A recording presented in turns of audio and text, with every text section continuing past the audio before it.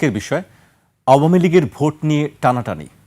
আজকে আমাদের সঙ্গে উপস্থিত আছেন রাজনীতি বিশ্লেষক ডাক্তার সাখাওয়াত হোসেন শায়ন্ত। আপনাকে স্বাগত জানাচ্ছি। ধন্যবাদ আপনাকে। আমাদের সঙ্গে আছেন বাংলাদেশ সুপ্রিম কোর্টের সিনিয়র আইনজীবী আবু হেনা রাজ্জাকি। আপনাকেও স্বাগত জানাচ্ছি। আমি শায়ন্ত ভাইকে দিয়ে শুরু করতে চাই। আলোচনায় যাবার আগে আমি সাম্প্রতিক একটি বিশ্লেষণ উল্লেখ করতে চাই। 91, 96 ও 2001 সালের নির্বাচনের ফলাফলের ভিত্তিতে করা এক বিশ্লেষণ বলছে নির্বাচনে না থাকায় আওয়ামী লীগের 35% ভোট অন্যদের বাক্সে ভাগ হয়ে যাবে। সেখানে বলা হয়েছে আওয়ামী লীগের মোট সমর্থকের 45 থেকে 55% ভোট বিএনপির দিকে ঝুঁকবে। 15 থেকে 20% সমর্থকদের ভোট ধর্মভিত্তিক দল তথা জামায়াতের দিকে যেতে পারে। 15 থেকে 20% আওয়ামী লীগ সমর্থক স্থানীয় শক্তিশালী স্বতন্ত্র প্রার্থীকে ভোট দিতে পারেন। শান্ত ভাইকে দিয়ে শুরু করতে চাই। শান্ত ভাই, আওয়ামী লীগ নির্বাচনে নেই, এটি সবাই জানেন, কিন্তু তার একটি সমর্থক গোষ্ঠী আছে। সেই সমর্থক গোষ্ঠীকে নির্বাচনের আনার জন্য বা ভোট কেন্দ্রে যাওয়ার জন্য এটি দেশে বিদেশে সব দিক দিয়ে খানে আলোচনা চলছে। সবাই চান যে তারা তাদের নিজস্ব মতামত প্রকাশ করুক। আপনার কাছে কি মনে হয় আসলে আওয়ামী লীগের ভোটগুলো বা সমর্থকদের ভোটগুলো কোন দিকে বেশি যেতে পারে? আপনাকে ধন্যবাদ জানাচ্ছি এবং আমার সঙ্গে আলোচনায় রাজ্জাকি ভাই আছেন এবং যারা শুনছেন সবার জন্য শুভেচ্ছা রইল। যারা তাত্ত্বিক নীতি কথা বলে তারা বিষয়টাকে এইভাবে দেখে যে আদর্শবাদী রাজনীতি থাকলে একটা পতিত ফ্যাসিবাদ গোষ্ঠীকে এইভাবে ভোটের জন্য বিভিন্ন গোষ্ঠী যে টানাটানি করছে এটা করতো না। এটা আদর্শহীন রাজনীতির বা লক্ষণ এটা বলে। এটা যে খুব ভুল বলে মিথ্যা বলে এমন নয়।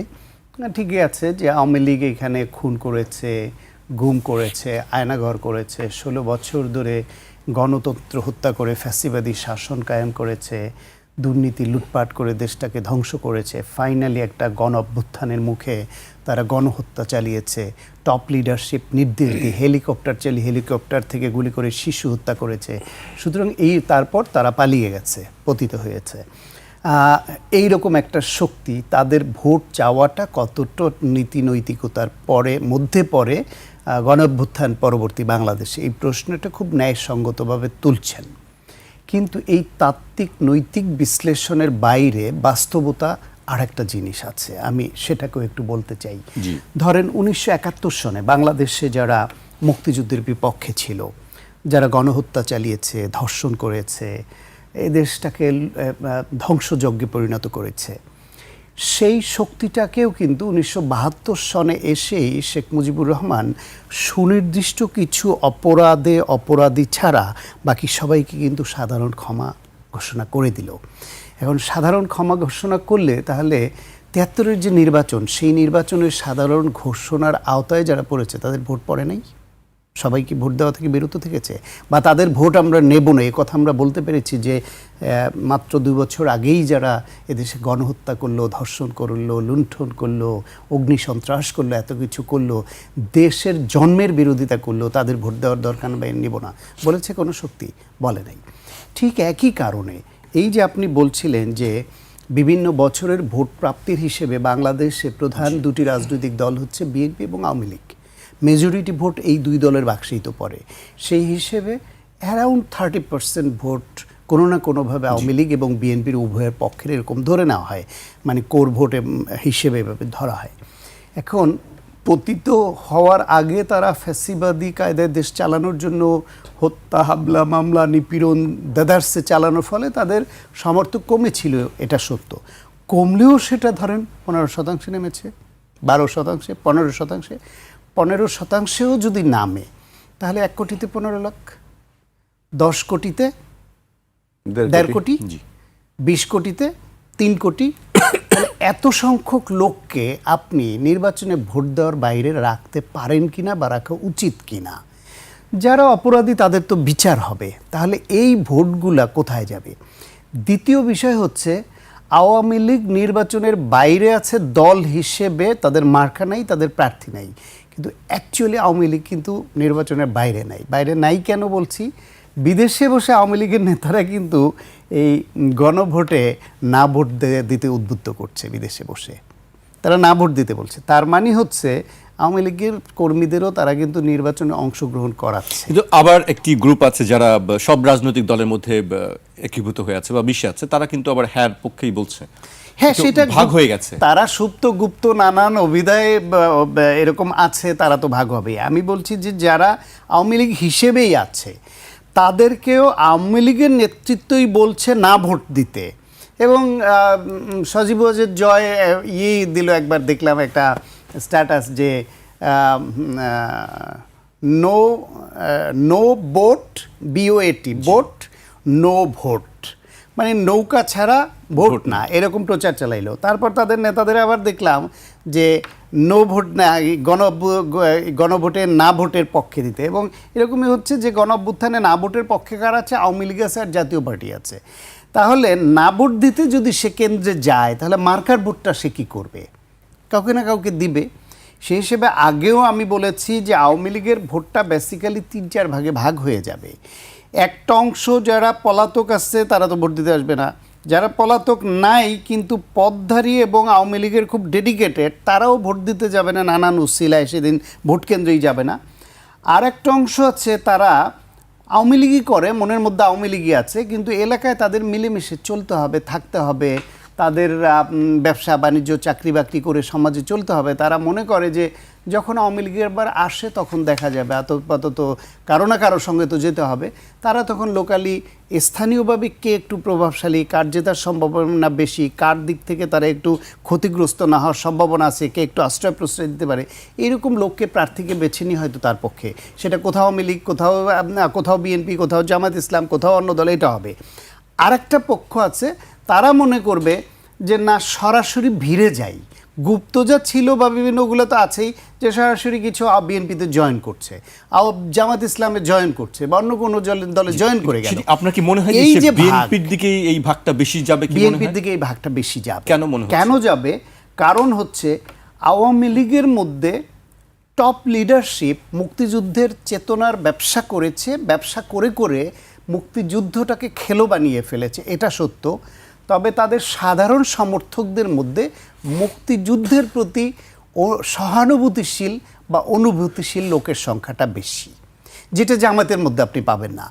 আর বিএনপির মধ্যে, বিএনপি জামাতের সঙ্গে দীর্ঘদিন জোট করলেও বিএনপি মুক্তিযুদ্ধের পক্ষের দল ওই বিবেচনায় যে শহীদ প্রেসিডেন্ট জিয়াউর রহমান স্বাধীনতার ঘোষণা দিয়েছেন, জেড ফোর্সের অধিনায়ক ছিলেন, সেক্টর কমান্ডার ছিলেন, ফিল্ডে যুদ্ধ করেছেন এবং মুক্তিযুদ্ধের পক্ষের শক্তি। বাংলাদেশে মুক্তিযুদ্ধ বিষয়ক মন্ত্রণালয়টাও এই শহীদ প্রেসিডেন্ট জিয়াউর রহমানের গড়া দল বিএনপির সময় বেগম খালেদা জিয়া প্রধানমন্ত্রী থাকা অবস্থায় করা। সুতরাং মুক্তিযুদ্ধের প্রতি কমিটমেন্ট, ডেডিকেশন, তার প্রতি যে সত্যিকার চেতনা ধারণ করে, এটা বিএনপি করে। এখন আওয়ামী লীগের যে ভোটার ভোট দিবে, সে দিতে হচ্ছে বা দিচ্ছে গেল, তার ভোটটা মুক্তিযুদ্ধের বিপক্ষ শক্তির দিকে মানে খুব কমই তার মন টানবে। জামায়াত ইসলামী তো বলছে যে তারা মুক্তিযুদ্ধের পক্ষেই আছে এখন, বা মুক্তিযুদ্ধের আদর্শের ভিত্তিতেই তারা মুক্তিযুদ্ধের পক্ষে আছে, এটা তারা বলছে না। তারা বলছে বাংলাদেশের স্বাধীনতা সার্বভৌমত্ব মেনে নিয়ে তারা রাজনীতি করছে।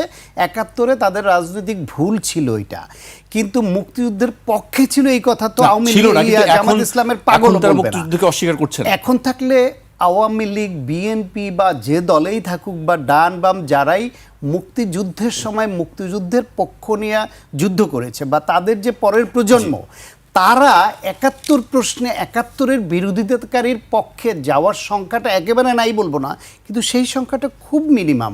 আপনি কয়জন মুক্তিযোদ্ধাকে দেখবেন যে তার চরিত্রের এতটা অধপতন হয়েছে জামাত ইসলামে যোগ দিয়েছে? আর অন্য অনেক দল আছে তারা মুক্তিযুদ্ধের সময় মুক্তিযুদ্ধের পক্ষে ছিল না অতটা, কিন্তু বিরোধিতা করে নাই, ওইখানেও আপনি মুক্তিযোদ্ধা পাবেন। কিন্তু জামায়াত ইসলামে শুধুমাত্র বকে যাওয়া, নষ্ট হয়ে যাওয়া কিছু মুক্তিযোদ্ধার বাইরে কারো যাওয়া তো সম্ভবই না।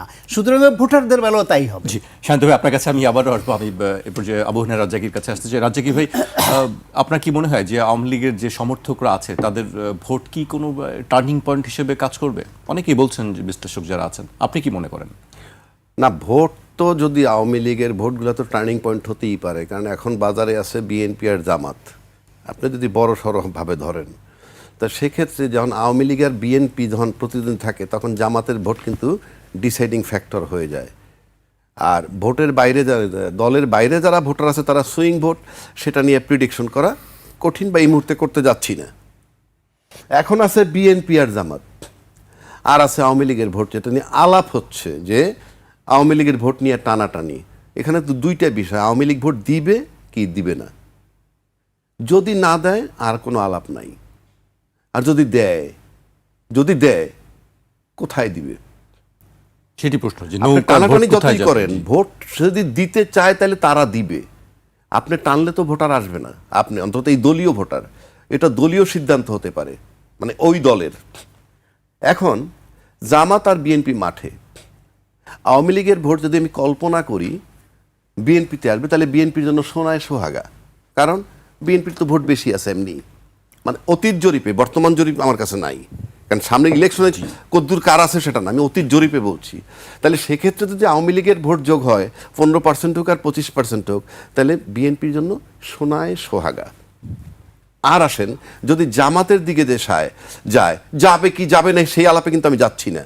যদি যায় তাহলে জামাতের যদি ভোট বাইরে 10 থেকে 15 হয়ে থাকে, আর যদি আওয়ামী লীগের 25ও থাকে, 25 আর 15 40 হয়, যদি ওই দিকে যায়, প্লাস তারা নিজেরা যদি কিছু ভোট টানে যদি মিলান, আপনি নিশ্চিত থাকতে পারেন 2/3 মেজরিটি, সিঙ্গেল মেজরিটি হলে জামাত ক্ষমতায় যাবে। আর আওয়ামী লীগের যদি ভোট বিএনপিতে সোনায় সোহাগ, এটা তার বলার অপেক্ষা রাখে না, অনেক বেশি সিট পেয়ে তারা ক্ষমতায় যাবে। তার মানে আওয়ামী লীগের ভোট যেদিক যাবে, হ্যাঁ, সেদিকের বিজয় মোটামুটি নিশ্চিত। বিএনপির দিকে আসলে 2/3 মেজরিটি নিশ্চিত হয়, আর জামাতের দিকে গেলে সিঙ্গেল মেজরিটি নিশ্চিত হয়। এটা হলে আমি যদি ভোট যায়। এখন আসেন, আদর্শগত রাজনীতিবিদ কেউ নাই ভাই বলছে সায়ন্ত, আমি একমত। আপনি বঙ্গবন্ধু সাধারণ ক্ষমা করছিল জামাতকে বলছে, দ্বিমত নাই। আবার যদি আপনি জিয়াউর রহমান সাহেবের চ্যাপ্টারে আসেন, উনি কিন্তু সবার আগে এদেরকে পুনর্বাসন করছেন, শাহজিদের মতো ব্যক্তিরে প্রধানমন্ত্রী। আমি কিন্তু দোষ ধরতেছি না, আমি আলোচনাটা করতেছি। বানাইছেন, বানানোটা ঠিক হয়েছে না ব্যাঠিক হয়েছে সেখানে আমি যাচ্ছি না। এটা দিয়ে বুঝাচ্ছি যে জামাতের সাথে বিএনপির একটা সম্পর্ক ফ্রম দ্য বিগিনিং, অর্থাৎ তারা এই পার্টি যেটা ফাউন্ডার, সেখান থেকে এর সম্পর্ক শুরু। জামাতের পুনর্জন্ম থেকে।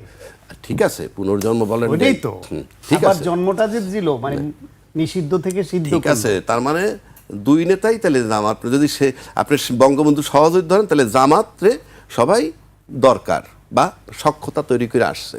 তারপরে আসেন যে মুক্তিযোদ্ধার সপক্ষের শক্তি ফেরিওয়ালা যে আওয়ামী লীগ ছিল, সেই আওয়ামী লীগের বিরুদ্ধেও কিন্তু একবার জোট করলো জামাত বিএনপি মিলে। তাহলে জামাত বিএনপি মিলে জোট করলো কার বিরুদ্ধে? স্বাধীনতার পক্ষের শক্তির বিরুদ্ধে, স্বাধীনতার পক্ষের শক্তি। উনি বলছেন বিএনপি স্বাধীনতার পক্ষের শক্তি, আমার একটা দ্বিমত নাই বা মতও নাই, মানে আমি বলছি, কিন্তু স্বাধীনতার পক্ষ শক্তির যে ফেরিওয়ালা, তাদের বিরুদ্ধে স্বাধীনতার বিপক্ষ শক্তি নিয়ে বিএনপি 2001-এ জোট বানাইয়া তাকে ডিফিট দিয়ে ক্ষমতায় গেছে। তাহলে স্বাধীনতার 95-96-তে সেটা তো আমি পিছিয়ে যাচ্ছি না, আমি তো সামনের দিকে আসবো। আমি সেটাও বলছি, মানে জামাতের সাথে আওয়ামী লীগও জোট করছে, কথা তো সেটাই, আমি তো তাই বলতেছি যে এরশাদের বিরুদ্ধে যখন আন্দোলন করছে তখনও কিন্তু জামাতকে সাথে নিছে। তার মানে কি, স্বাধীনতার বিরোধী শক্তিটাকে সবাই লাগছে। আর আজকে যা তারা বলতেছে তাতে স্বাধীনতার পক্ষের শক্তির বিপক্ষে দাঁড়াইছিল এই বিএনপি জামাতকে নিয়ে, স্বাধীনতার বিপক্ষে শক্তি। আমি এটা দোষ ধরতেছি না, গুণও ধরতেছি না। তার মানে কি, জামাতের সাথে তাদের যে সম্পর্ক বিএনপির, তারপরে যদি আপনি আসেন আজকে যেখানে গেছে সেটা জাস্ট ইউটার্ন। আপনি আপনার লাইফে চিন্তা করবেন যে আপনার ফ্যামিলি লাইফ আছে, আপনার সামাজিক লাইফ আছে, আপনার অফিস জীবন আছে, আপনার ইটিভি জীবন আছে, আপনার লাইফ স্টাইল একরকম দেখতে দেখতে আপনার আচরণ, চট করে যদি আপনি ইউটার্ন নেন, তাতে আপনি গেইন করেন কি? That is important. আপনি যখন ইউটার্ন নিয়ে নিলেন, এই ইউটার্ন নেওয়ার আগে আপনি স্বাধীনতার পক্ষশক্তি যে আওয়ামী লীগ ফেরিওয়ালা ছিল, বাংলাদেশের প্রথম আলো, বাংলাদেশের ডেইলি স্টার, বাংলাদেশের মানব জমিন, এমন কেউ নাই যে ফুল টাইম তারেক রহমান সাহেব তার ফ্যামিলির নিন্দা করেনি। এটা আমি বহুবার বলেছি। 2004-এর গ্রেনেড হামলা, পুলিশ রিপোর্ট কিছুই হয় নাই, সবার আগে প্রথম আলো বইলে দিল কি এটা তারেক রহমান খালেদা জিয়া জড়িত, which I hate like anything, কারণ আপনি you can't write this way, আপনি কে? কিন্তু তারা একটা অথরিটি ছিল মিডিয়া জগতে। সেইটা যখন আপনি আজকে ইউটার্ন নিলেন, ইউটার্ন নেওয়ার সাথে সাথে কিন্তু প্রথম আলো বলেন, ওই ডেইলি স্টার বলেন, ইভেন মানব জমিনের মতিউর রহমান সাহেবও ঘুরে গেলেন। মতিউর রহমান সাহেব লিখছিলেন তারেক জিয়ার বিচার হওয়া উচিত, ঘুরে গেলেন। আমি কিন্তু এটা বলছি চরিত্র, আমি কিন্তু দোষগুণ আলাপ করছি না। সেখানে আপনি যখন এই ইউটার্ন নিয়ে আপনি কি পাচ্ছেন? ইউটার্ন নিয়ে আপনি উদীচীর সাপোর্ট পাচ্ছেন, ইউটার্ন নিয়ে আপনি ছায়ানটের সাপোর্ট পাচ্ছেন, উদীচী নিয়ে হয়তো আপনি প্রথম আলো, ডেইলি স্টার, মানব জমিনের সাপোর্ট পাচ্ছেন, 5-10টা ভোটারও হয়তো আপনার বাড়তেছে। কিন্তু আপনি কি একবারও ভাবছেন যে আপনি এত বড় বিএনপি পরিবারের সবাই বিষয়টা কিভাবে নিচ্ছে? আপনি তো আদৌ জানেন না যে সত্যি সত্যি বিএনপি পরিবারের লোক কিছু ছুটে যাচ্ছে কিনা। যদি 40 জন ছুটে যায়, 10 জন ঢুকে, লাভ হবে না লোকসান হবে? আপনি এই যে ইউটার্নটা তো সবাই একসেপ্ট করবে না। আমি যেমন ব্যক্তিগতভাবে একসেপ্ট করি না, ইট ডাজ নট মিন যে আমি বিএনপি বিরোধী। বিকজ আমি জিয়াউর রহমান সাহেবের সাথে আমার জীবনে 2বার সান্নিধ্য হয়েছে, বেগম খালেদা জিয়ার সাথে আমার 1বার সান্নিধ্য হয়েছে। I like them like anything.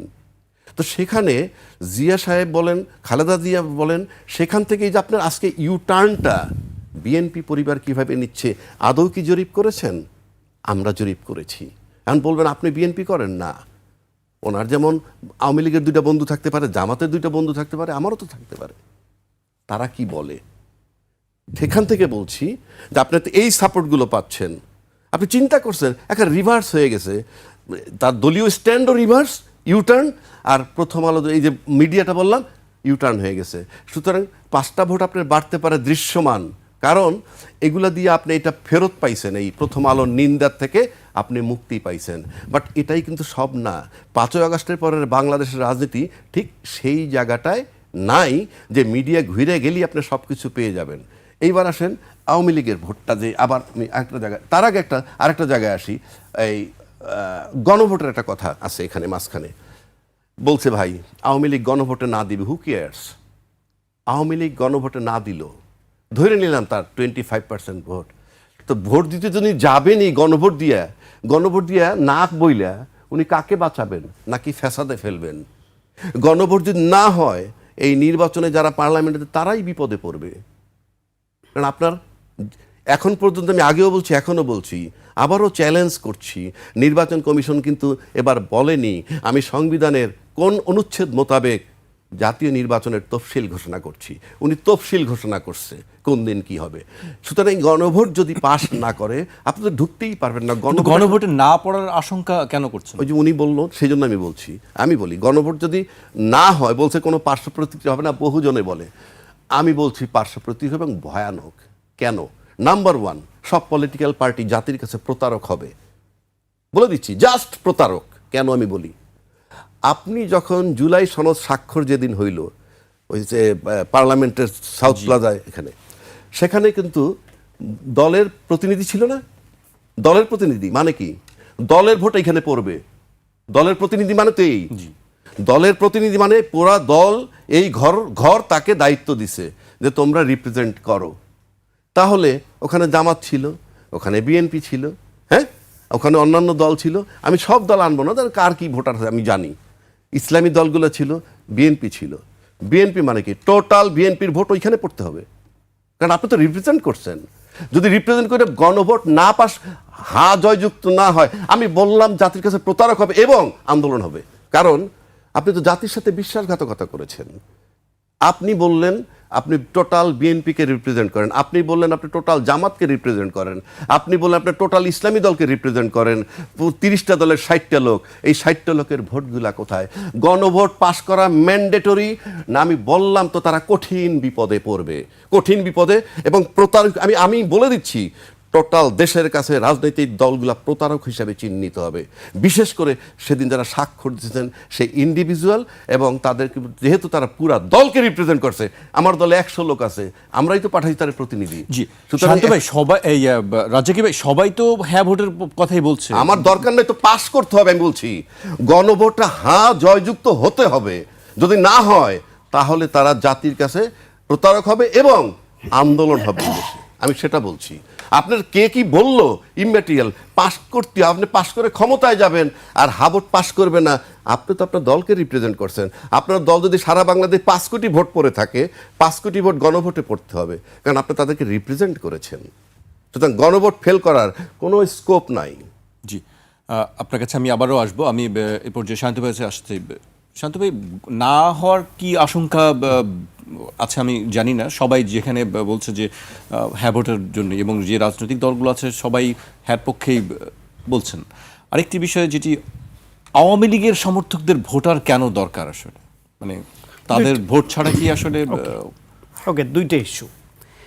একটা হচ্ছে হ্যাঁ গণভোট নিয়ে, গণভোটে হ্যাঁ বিজয়ী হবে এটা আমার ধারণা, এবং আমি নিজে ব্যক্তিগতভাবে মনে করি হ্যাঁ বিজয়ী হলে কারো কোনো লস নাই।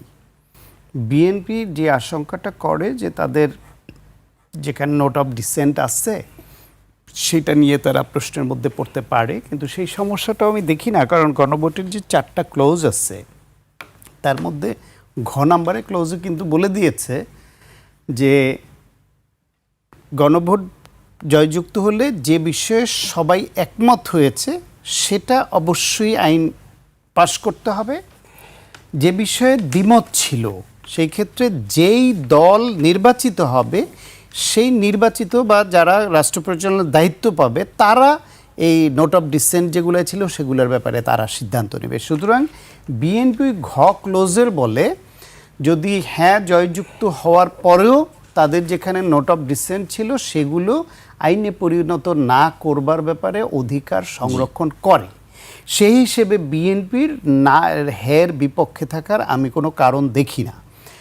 কিন্তু বিএনপি দলগতভাবে খুব জোরালোভাবে হ্যাঁ না ভোটের প্রচারণায় যাচ্ছে না, এটা তাদের দলীয় কৌশল যে তারা প্রতীকে প্রচারণাটায় বেশি মনোযোগ দিচ্ছে। বিচ্ছিন্নভাবে বিএনপির কোনো কর্মী বলছে তারা একটা দোদুল্যমান অবস্থায় আছে, তারা এখনও ক্লিয়ার বার্তাটা তাদের কাছে নাই যে তারা নাতে যাবে না হ্যাঁতে যাবে। কেউ কেউ বলছে না না হ্যাঁ ভোট দিলে গণভোটে বিসমিল্লাহ থাকবে না, আমি দিব না। আবার কোনো প্রার্থী, আমি ইশরাকেরই সেদিন একটা বক্তব্যে দেখলাম, সে বলছে হ্যাঁ পক্ষে আমরা এবং হ্যাঁতে ভোট দেবেন। এখন এটা আছে, কিন্তু আমি আবার রাজ্জাকি ভাইয়ের ওই কথার সঙ্গে একমত না যে যদি হ্যাঁ জয়যুক্ত না হয় তাহলে রাজনৈতিক দলগুলো প্রতারক হবে, কারণ তার ঐকমত্য কমিশনে রিপ্রেজেন্ট করেছে দলকে। ঐকমত্য কমিশনে রিপ্রেজেন্ট করলেও সেখানে যে সবাই যে হ্যাঁ বলেছে শুধু হ্যাঁটুকু নিয়ে যদি গণভোট হতো তাহলে এই কথা প্রযোজ্য হতো। যেহেতু হ্যার বাইরে নোট অফ ডিসেন্টগুলোকেও ইচ্ছার বিরুদ্ধে এখানে ইনক্লুডেড করা হয়েছে, সুতরাং না পড়ুক হ্যাঁ পড়ুক তাতে কোনো দল প্রতারক হয় না। 1 2 হলো বিএনপি এখনও স্ট্যান্ড করে তাদের ফার্স্ট প্রায়োরিটি হচ্ছে 31 দফা। জনগণের কাছে স্পষ্ট বার্তা যে বিএনপিকে যদি মানুষ ভোট দেয় তাহলে ক্ষমতায় গিয়ে রাষ্ট্র পরিচালনার দায়িত্ব নিয়ে তাদের প্রথম দায়িত্ব হচ্ছে রাষ্ট্র মেরামতের যে 31 দফা দিয়েছে সেটাকে বাস্তবায়ন করা।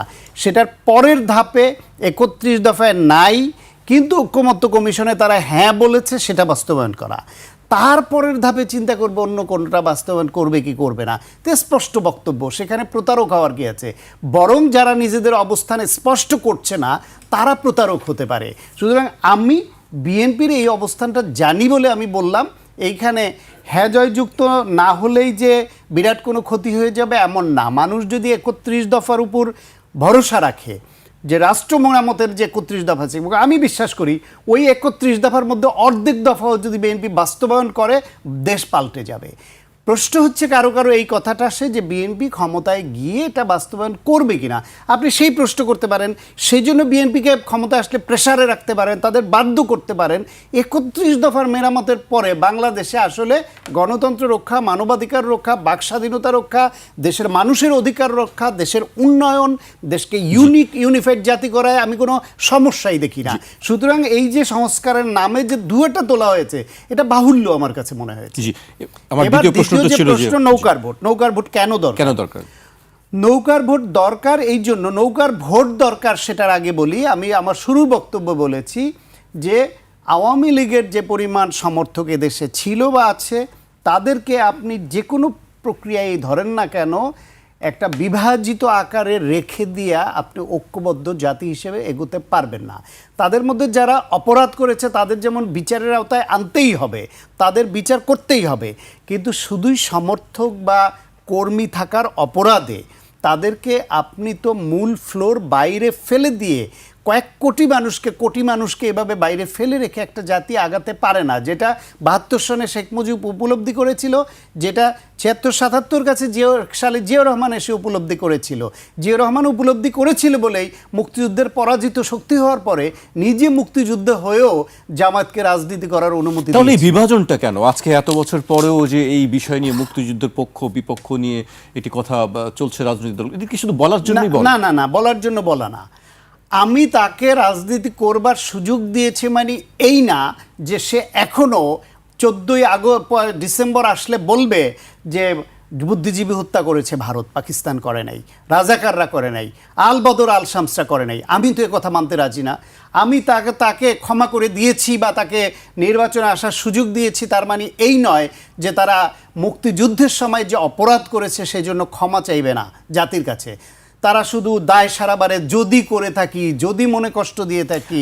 সম্প্রতি আবার বলেছেন যে হাজারবার সম্মান করি মুক্তিযোদ্ধাকে, জামায়াত আমির সম্প্রতি আবারও বলেছেন। দেখেন ক্ষমতায় আসলে কি করে, মাইনকা চিপায় পড়লে অনেকে সম্মান করে।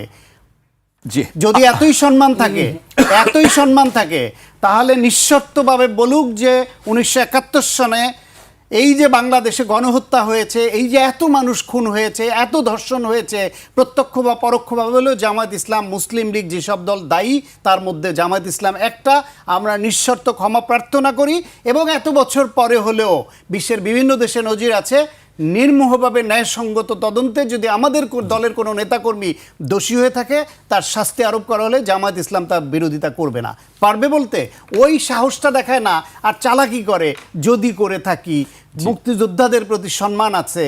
আর এখানে আপনি যেভাবেই দেখেন, যাই দেখেন, ধর্মের অপব্যবহার যেভাবে নেক, যেই করুক, আমি এটা পছন্দ করি না, আমি তার সমালোচনা করব।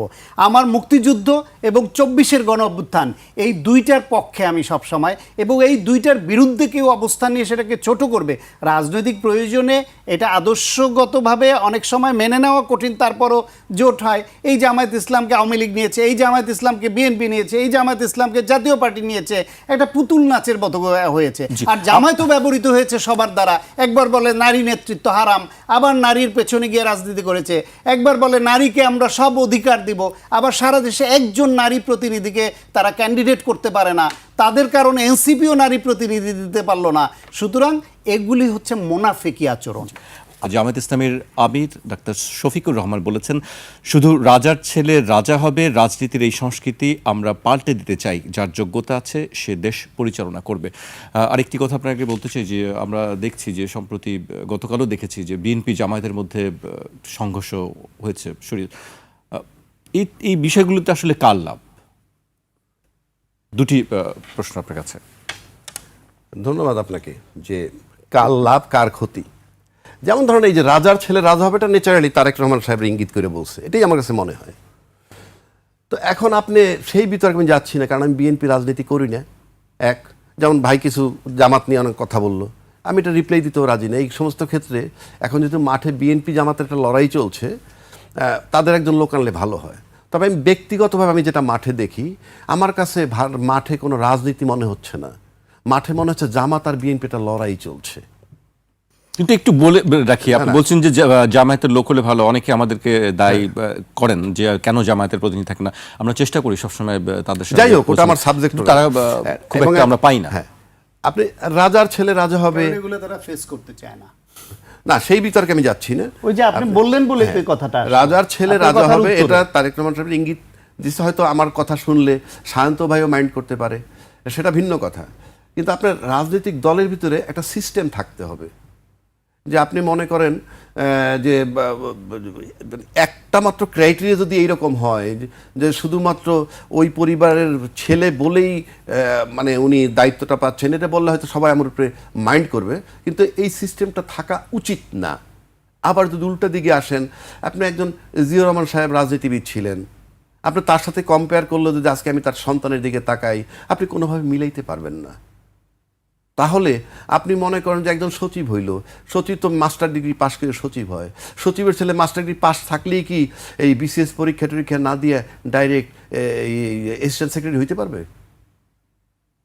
আইজি সাহেবের ছেলে এমএ পাস করলেই কি অ্যাসিস্ট্যান্ট কমিশনার পুলিশ হিসেবে জয়েন করতে পারবে? না, একটি যোগ্যতার মাধ্যমে তাকে আসতে হবে। তারেক রহমানের সঙ্গে এই তুলনা যায়? না না, আমি তা বলছি না। সে তো 38 বছর আগে দলের প্রাথমিক সদস্য পদ নিয়ে ইউনিয়ন থেকে শুরু যদি করা তাই বলেন তাহলে রাজনীতিবিদ। আপনি পরে বললেন, যদি তাই বলেন আমি যদি যোগ্যতা দেখতে চাই, যেমন ধরেন আজকে আওয়ামী লীগ মাঠে বাইরে আব্দুল মোমেন সাহেব কি বলতেছে জানেন?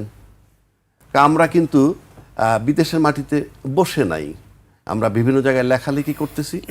আমরা আওয়ামী লীগের ভোটের বাইরে রেখে যদি কেউ নির্বাচন করে তাহলে সেই নির্বাচন ইনক্লুসিভ নির্বাচন আমরা চাই, ওই নির্বাচনটা মানি না। এই যে কথাগুলো সে বলতেছে, আজকে উনি যার কথা বলতে, ধরেন তারেক রহমান সাহেব 17 বছর দেশের বাইরে ছিলেন, আমরা কি এরকম কোনো বক্তব্য সেখানে পাইছি যে উনি কোনো সেমিনার সিম্পোজিয়াম করে বা এরকম লেখালেখি করছে বা বাইরে কোনো কথা বলছে? বলেন নাই। কিন্তু আজকে আওয়ামী লীগ দেখেন বলতেছে। আপনার সীমাবদ্ধতা, আমি আমি ওদেরটা পাইলাম কেমনে? আপনার সীমাবদ্ধতা এটা। আপনি পরে বলেন। তারেক রহমান এটা জানতে চান নাই। না না, আপনি আবার একটু জানেন সোশ্যাল মিডিয়া হ্যাঁ, কোথায়, জানাচ্ছি। যে ওই 16 বছর যে ছিল বাইরে তখন কোথায় কি ছিল একটু আমাকে পাঠাইয়েন, যে ইনক্লুসিভ নির্বাচন আমাদেরকে বাদ দিয়ে হবে না। 2 নম্বর আসলে আরেকটা কথা বলি, আমি এই যে ইনক্লুসিভ নির্বাচনের কথা বলতেছে, এই নির্বাচনটা আমি 100% ইনক্লুসিভ নির্বাচনের পক্ষে। কোন অর্থে?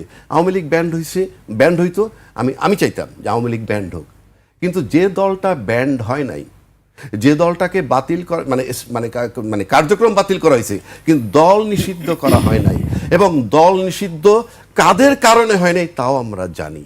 যদি তাই হয় তাহলে সরকার, রাজনৈতিক দল এবং নির্বাচন কমিশন সবাই মিলে যে দলটা ব্যান্ড হয় নাই সেই দলটা 25% ভোট বা জনসংখ্যা যদি রিপ্রেজেন্ট করে, তাদেরকে বাদ দিয়ে কেন আমরা নির্বাচনে যাচ্ছি? এটা কি কোনো গণতান্ত্রিক প্রক্রিয়া হতে পারে? কিংবা এইটা তো ব্যান্ড হয় না, আমি আবারও বলছি ব্যান্ড হয় নাই, ব্যান্ড করতে চেয়েছিল, কাদের জন্য করতে পারে নাই সেটাও আমরা জানি। তো এই যে ব্যান্ড হয় নাই, তারপরে সেই দলটা আছে, তাহলে তাকে বাদ দিয়ে আমরা নির্বাচনে যাচ্ছি কেন, এবং গেলে সেই নির্বাচন ক্রেডিবল হবে কিনা? কারণ অলরেডি তারা বলছে এই নির্বাচন গ্রহণযোগ্য হবে না। ইভেন সমস্ত বিভিন্ন রাষ্ট্রদূতরাও বলতেছে আমরা সব দলের সাথে কাজ করতে চাই এবং ইনক্লুসিভ নির্বাচন দেখতে চাই।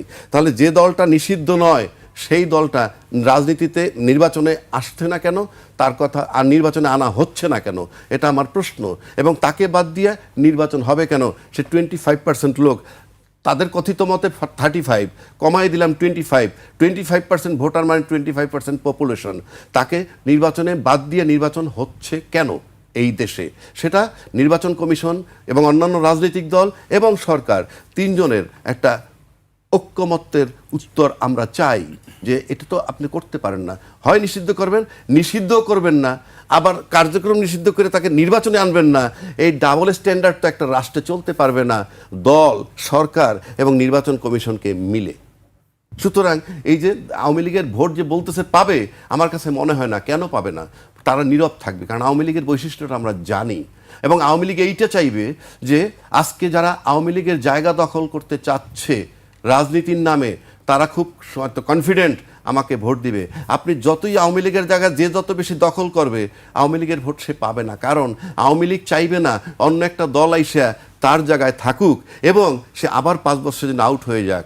বরং যদি ভোট দেয়, আমি তো ভোট দিবে না বলতেছি, ভোট দেয় এমন একটা শক্তিকে দিবে, সে যদি ক্ষমতায় চলে আসে ওরা বিশ্বে দেখাবে যে আমরা না থাকলে ওই দল ক্ষমতা আসে, যাদেরকে মৌলবাদী বলেন কিংবা অন্য আপনি যা কিছু বলেন। সুতরাং আওয়ামী লীগের ভোটের আশা আপনারা করবেন না, এবং আওয়ামী লীগ ভোট দিবে গেলে আমার কাছে মনে হয় না।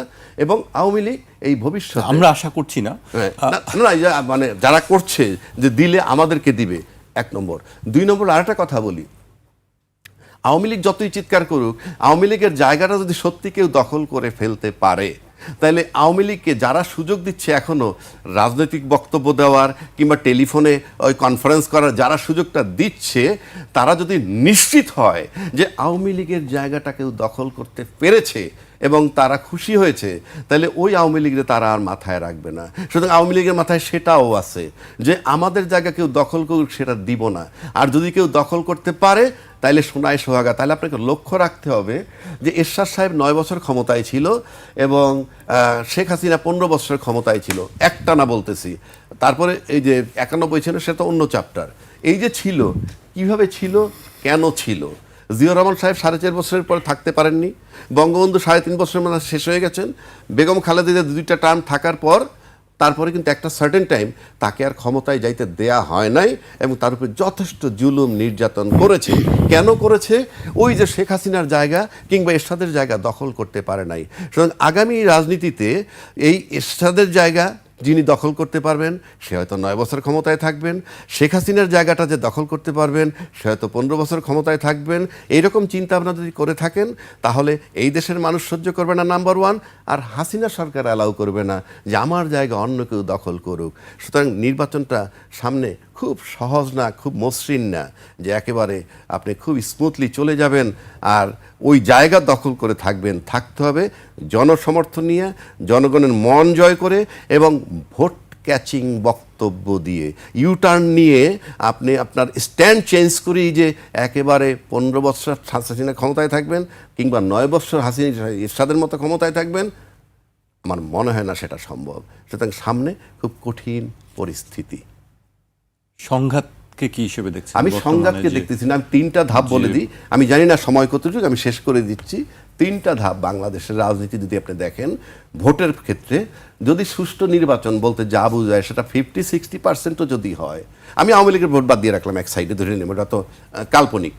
যদি সুষ্ঠু নির্বাচন 50-60%ও হয়, আমি নিশ্চিত করে বলে দিচ্ছি 2/3 মেজরিটি কেউ পাবে না, সিঙ্গেল মেজরিটি পাবে, সে যে দলই পাক। এটা গেলে সুষ্ঠু যদি হয়। আর 2টা পদ্ধতি আছে, একটা কারচুপি আর একটা ইঞ্জিনিয়ারিং। এই দেশের মানুষ গোলায় ফেলে কারচুপি কোনটা আর ইঞ্জিনিয়ারিং কোনটা। কারচুপিটা হইল দলের নেতা কর্মীরা করে, দিনের ভোট রাত্রেও যদি করেন, ওই যে আটকাইয়া সেন্টার দখল করলে সিল সাপ্পল মাইরা ব্যালট বাক্সে ঢুকানো, এটা ইঞ্জিনিয়ারিংটা ভেতরে। এটা হলো দলীয় নেতাকর্মীরা করে। আপনি নিশ্চিত থাকতে পারেন 90% কন্ট্রোল হবে, কারণ মোরাল কারেজ নাই বহু লোকের যারা এটা করতে যাবে। দুটোই হবে, কারচুপিও হবে, ইঞ্জিনিয়ারিং হবে, না এরকম না, আশঙ্কা। কারচুপিটা হওয়ার সম্ভাবনা নাই 90%, ওইটা বলছি। এইবার আসেন ইঞ্জিনিয়ারিং। ইঞ্জিনিয়ারিংটা করে কারা? ইঞ্জিনিয়ারিংটা কোনো রাজনৈতিক দল করে না, ক্ষমতাও নাই। এবং কারণ বাংলাদেশের রাজনৈতিক দলগুলো আমলা, মিডিয়া এবং বিজনেস কমিউনিটি, এই 3টা কমিউনিটির চালিকা শক্তি এই গুটির মতো চলে। এরা যেমনি চালায় সেইভাবে চলে। এই ইঞ্জিনিয়ারিংটা করে প্রজাতন্ত্রের কর্মকর্তা কর্মচারী, প্রজাতন্ত্রের কর্মকর্তা কর্মচারী ইঞ্জিনিয়ারিংটা করে। সেই আশঙ্কা আপনি দেখছেন যে এবার সেটি হতে পারে? এক ইঞ্জিনিয়ারিং ছাড়া 2/3 মেজরিটি কেউ পাবেন, আমি বলে দিচ্ছি তো আপনাকে। সেটি বলেছেন যে ইঞ্জিনিয়ারিং ছাড়া 2/3 মেজরিটি 2/3 মেজরিটি পাবে। যখনই কেউ 2/3 মেজরিটি পাবে আপনি নিশ্চিত থাকেন ইঞ্জিনিয়ারিং সুনিশ্চিত। আর যদি সুষ্ঠু ভোট, কারা আসলে বা কাদের পক্ষে সেটা ইঞ্জিনিয়ারিং যে জিতবে তার পক্ষে ধরে নেবেন। কেন আমি বলি, ধরেন একটা অভিযোগ আছে দুর্নীতিবাজ, আরেকটা অভিযোগ আছে চাঁদাবাজ, আছে তো। কে চাঁদাবাজি করে আমার জানার দরকার নাই। আপনার কাছ থেকে চাঁদা নেয়, সায়ন্তর কাছ থেকে চাঁদা নেয়, রাজ্জাকির কাছ থেকে চাঁদা নেয়, আমার কাছ থেকে কে চাঁদা নেয় আমি জানি না? আমি তো জানি। আপনি চিৎকার করেন না মঞ্চে এসে আমরা চাঁদাবাজি করি না, কিচ্ছু আসা যায় না। কিন্তু যার কাছ থেকে আপনি চাঁদাটা আনছেন সে তো জানে, তো সে তো তাকে ভোট দিবে না। আপনি লিখে রাখতে পারেন সে তাকে ভোট দিবে না। তো সেরকম একটা জরিপ করে দেখেন যে ওইভাবে যদি আপনি চিন্তা করতে পারেন তাহলে তো আপনি বুঝতে পারতেছেন যে চাঁদাবাজি কারা করতেছে, দুর্নীতি কারা করতেছে। বক্তব্যের ধরন দেখে আমরা বুঝতেছি সামনে কে ক্ষমতা আসলে কি হতে পারে। তো সুতরাং আপনি তারপরে যদি 2/3 মেজরিটি নিয়ে কোনো দল ক্ষমতা, ইঞ্জিনিয়ারিং সুনিশ্চিত। ইঞ্জিনিয়ারিং ছাড়া বাংলাদেশে বর্তমান প্রেক্ষাপটে কেউ 2/3 মেজরিটি পাবে না। জি, শান্ত ভাই আপনার কাছে আসতে চাই। যেটি প্রশ্ন ছিল যে আমরা সম্প্রতি কিছু বিচ্ছিন্ন ঘটনা দেখছি, যে সংঘর্ষের ঘটনা ঘটছে, সেই ঘটনাগুলো আসলে লাভ কার? এটার আসলে লাভ কার সেটা এখনই বলা মুশকিল। তবে যারা করছে ভালো করছে না। সহিংসতা মানুষ পছন্দ করে না। নির্বিঘ্নে প্রত্যেকের উচিত ভোটারের কাছে যাওয়া, তাদের যা প্ল্যানিং সেটা পেশ করা, মানুষের কাছে ভোট পাওয়ার জন্য আবেদন করা, মানুষ সিদ্ধান্ত নেবে এবং যাকে রাষ্ট্র পরিচালনার দায়িত্ব দিতে চায় তারা রাষ্ট্র পরিচালনা করবে। কিন্তু লেগে যাচ্ছে কেন? ভেরি সিম্পল, লেগে যাচ্ছে স্বার্থ। কারণ বাংলাদেশে এরকম একটা আবহ দীর্ঘদিন ধরে তৈরি হয়ে আছে যে এই দেশে কেউ এমপি মন্ত্রী হলে সে সব ভোগ করে, আর যারা এর বাইরে থাকে বা বিরোধী দলে থাকে তারা শূন্য শূন্য শূন্য। সেই কারণে সবাই এমপি মন্ত্রী হতে চায়, সবাই ক্ষমতা চায়। এইটা বরং আমি দু একটা জিনিস একটু অ্যাড্রেস এখানে না করলে অন্যায় করা হবে। সেটা হচ্ছে রাজ্জাকি ভাই যে জিনিসগুলো সামনে আনলেন, যে এক হলো আওয়ামী লীগ কেন নির্বাচনের বাইরে, ব্যাপারে সরকার নির্বাচন কমিশনের জবাবদিহিতা তিনি চেয়েছেন। সরকার এবং নির্বাচন কমিশন কিন্তু বারবার এই কথাটা পরিষ্কার করেছে। তিনি কেন আওয়ামী লীগকে নির্বাচনে চান আমি জানি না, আমি ব্যক্তিগতভাবে চাই না, বরং আসলে তার যে কোনো উপায়ে বাধা দিতে হবে সেটা আমি বিশ্বাস করি। কারণ হচ্ছে এখন আওয়ামী লীগকে নির্বাচন করতে দিলে এই সুযোগে তাদের গণহত্যাকারীরা, তাদের লুটপাটকারীরা, তারা গুম খুনকারীরা এমপি হয়ে আসলে তাদের আপনি বিচারের আওতায় আনতে পারবেন না, কারণ জনপ্রতিনিধি হয়ে যাচ্ছে তারা এম্পাওয়ার্ড হয়ে যাচ্ছে। সেই জন্য গণহত্যার এত অল্প সময়ের মধ্যে এরকম একটা দল, তাদেরকে আপনি আবার বেছে বেছেই প্রার্থী কিভাবে করবেন বিচারের আগে, যে এ প্রার্থী হতে পারে এ পারে না। দ্বিতীয় যে কথাটা সেটা হলো এই যে গণহত্যার যে বিচার হচ্ছে, আমি শেষ করি, আমি চাই এটা বলি নাই। হ্যাঁ, না মনে হয়েছে আপনি প্রশ্ন তুলেছেন, আপনারা ব্যান করেননি, প্রশ্ন তুলেছেন, যে দলটা ব্যান করেননি আপনারা প্রশ্ন তুলেছেন, তাকে বাদ দিয়ে নির্বাচনে যাবেন। তাকে বাদ দিয়ে কেন? ওই ব্যাখ্যাটা কেন ব্যান্ড হইল না? আমি তো ব্যান্ডের পক্ষে, আর ওই ব্যাখ্যাটাই দিচ্ছি কেন নির্বাচন ব্যান করতে চেয়েছিল, কারণ কেন ব্যান করতে পারে না বলছেন জনগণ, কেন ব্যান করলাম না, কেন বলছেন নির্বাচনে কেন আসতে পারবে ব্যান যেহেতু না, কেন ব্যান না হলে নির্বাচন আসতে পারবে না? কেন আপনি দল ব্যান করতে পারলেন না? ওই ব্যাখ্যাটা শোনেন, আপনি আইনজীবী তো, আপনি ব্যাখ্যাটা শোনেন। ব্যাখ্যা আপনারা করেননি, আগে আপনি ব্যাখ্যাটা শোনেন। হ্যাঁ, ব্যান করেননি, আপনি এখন নির্বাচনে যেতে দিচ্ছেন না। আপনি যে প্রশ্ন তুলেছেন, যে আমি তো অবশ্যই ব্যান চাই, আওয়ামী লীগ প্রশ্ন তুলে আপনি চান ব্যান চান, আপনি যে প্রশ্ন যেহেতু তুলেছেন উত্তরটা তো শুনতে হবে। হ্যাঁ, সরকার এবং নির্বাচন আমি চাই না, আমি চাই কেন? আমি চাই না, আপনি তো উত্তর চেয়েছেন। আমি চাইছি যে আপনি কেন নির্বাচনে যেতে চাচ্ছেন না? সরকার, আপনি সরকার এবং নির্বাচন কমিশন উত্তর হ্যাঁ, উত্তরটা তো বলবেন যে হ্যাঁ ব্যান্ড রাইখে, ব্যান্ড না কইরা, ব্যান্ড না কইরা নিষিদ্ধ করলাম কেন? অন্য কৌশল ধরেছেন। আওয়ামী লীগ কেন নির্বাচনে আসতে পারলো না ব্যান্ড ছাড়াও? ব্যান্ড নাই তাহলে কেন আসতে পারলো না? ব্যান্ড না থাকলেও আসতে পারবে না। সেই উত্তর, দলটা ব্যান্ড করলো, কেন উত্তরটা শোনেন। সরকার কি বলেছে, নির্বাচন কমিশন কি বলেছে? এক হলো তাদের বিরুদ্ধে গণহত্যার অভিযোগে বিচার হচ্ছে। এই বিচারের সময় তারা বিচারকে বাধাগ্রস্ত করবার জন্য বিভিন্ন জায়গায় তারা মিছিল বের করছে, বাধা সৃষ্টি করছে, সমাজে রাষ্ট্রে অ্যানার্কি সৃষ্টির চেষ্টা করছে। সেটাকে থামানোর জন্য তাদের কার্যক্রম নিষিদ্ধ করার কোনো বিকল্প নাই। তাদের কার্যক্রম নিষিদ্ধের কোনো বিকল্প নাই। সরকার এই রাজনৈতিক দলের কার্যক্রম নিষিদ্ধ করেছে, নিবন্ধন স্থগিত করেছে, এবং কোনো দলের কার্যক্রম নিষিদ্ধ হইলে নির্বাচন কমিশন নিবন্ধন স্থগিত করেছে। নিবন্ধন স্থগিত হইলে তার মার্কা থাকে না। সুতরাং যেই দলের কার্যক্রম নিষিদ্ধ সরকার করেছে লজিক্যালি ব্যাখ্যা দিয়ে, সে একই কারণে তাদের নিবন্ধন স্থগিত হয়েছে। নিবন্ধন স্থগিত হওয়ায় আইনসম্মতভাবে নির্বাচন কমিশন তাদের মার্কা বিলুপ্ত করেছে, তাদের মার্কাও স্থগিত করেছে। সুতরাং দলের নিবন্ধন নাই, মার্কা নাই, তারা নির্বাচন করবে কি করে? সুতরাং নিষিদ্ধ হওয়া না হওয়া আর একটা চ্যাপ্টার, আপনি সেটা নিয়ে আলোচনা করতেই পারেন, কিন্তু সেইটাকে ধরে আপনি এই প্রশ্ন কোনো লজিকেই কোনো আইন বলে আনতে পারেন না যে তাদের নির্বাচনে কেন অংশগ্রহণ করতে পারবে না। পারবে না কারণ নিবন্ধন নাই, পারবে না কারণ তাদের মার্কা নাই। আসতে চাইলে তারা মার্কার বাইরে আসে। তাহলে আপনারা তাদের ভোট আবার চাচ্ছেন কেন? আপনাদেরকে ভোট দিবে, কে ভোট চাচ্ছে? জামাত চাচ্ছে, বিএনপি চাচ্ছে, আপনি চাচ্ছেন। আমি আপনাকে বলবো যেহেতু আপনি সামনে আছেন, আপনি আওয়ামী লীগের ভোট চাচ্ছেন কেন? যার দল ব্যান্ড চান, অন্য একটা কৌশলে আপনি অন্য একটা কৌশল একটা দলকে টার্গেট করে নিষিদ্ধ কেন করলো না? আবার আপনার মহাসচিব কি বলছে? আইনজীবী না? না, মহাসচিব কি বলছে? শেখ হাসিনা আমাদেরকে বিপদে ফেলে গেছে, উনি থাকলে আমরা একটা গণতান্ত্রিক অবস্থার মধ্যে থাকতে পারতাম। আইনজীবী না, আপনি আইন প্র্যাকটিস করেন না, আপনি জানেন না যে এই সরকার আইনসম্মতভাবেই তাদেরকে নির্বাচন থেকে বিরত রেখেছে? মনে করেন না আপনি যে ব্যাখ্যা দিলাম? সবার কথা বলা উচিত, হয় দল ব্যান্ড হবে, সবার কথা বলছেন আপনি, দলকে ব্যান্ড করবেন না। আপনি গণঅভ্যুত্থান পরবর্তী সময়ে তারা নির্বাচন করতে পারছে না, সেই সময় আপনি প্রশ্ন তুলছেন যে তারা ইলেকশন কেন করতে পারবে না, তাদের এত ভোটার।